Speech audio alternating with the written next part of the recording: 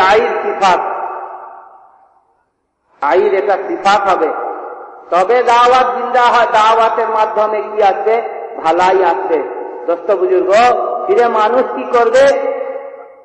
আমালের সঙ্গে, সুন্নতের সঙ্গে যখন দাওয়াত পেশ হবে, তো দাওয়াতে আল্লাহ তাকির দান করবে ও নতিজা সামনে আসতে থাকবে। হকিকত তো হলো এই যে নতিজা আমাদের হাতে নেই, কিন্তু সুন্নতের সঙ্গে পেশ করার কারণে আল্লাহ নতিজাকে আনবেন। নতিজাকে যদি রেজাল্ট, দাওয়াতে রেজাল্ট যদি কেউ নিজের হাতে মনে করে, তো এটা বহুত বড় ধোঁকা খানেওয়ালা কথা, ঠকে যাওয়ার কথা, ঠকে যাওয়ার কথা হবে। আমাদের মহাশাস্ত্র বলেন যে बहुत बड़ी थका देने वाली बात है कि दावत की नतीजा अपने हाथ पर समझना।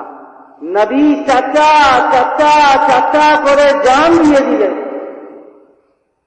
চাচা আবু তালিবকে, যে চাচা একবার কলেমা পড়ুন, একবার পড়ে নেন, একবার কলেমা পড়ে নেন। চাচা চাচা করছেন, ওদিক থেকে কথা আসছে যে নতিজা আমার হাবিব আপনার হাতে নেই। ইন্নাকা লা তাহদি মান আহবাবতা, হেদায়েত আপনার হাতে নেই, যাকে ইচ্ছা আপনি দিয়ে দেবেন।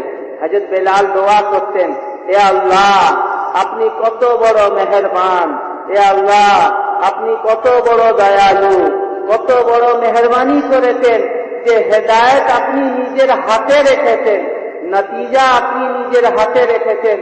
যদি হেদায়েত নবীর হাতে হতো তো কালো হাবশি গোলাম বেলালকে কে হেদায়েত দিত? সব বড় বড় সরদাররা, বড় বড় নামি দামি লোকেরা আর নবীর রিশতেদাররা সব আগে হেদায়েত পেয়ে যেত, গোলাম বেলাল কি হেদায়েত পেত? নতিজা আমাদের হাতে নেই।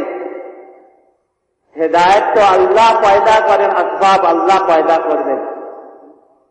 মেহনত করে নিজেকে বাঁচাবার জন্য মেহনত, নিজের জন্য মেহনত।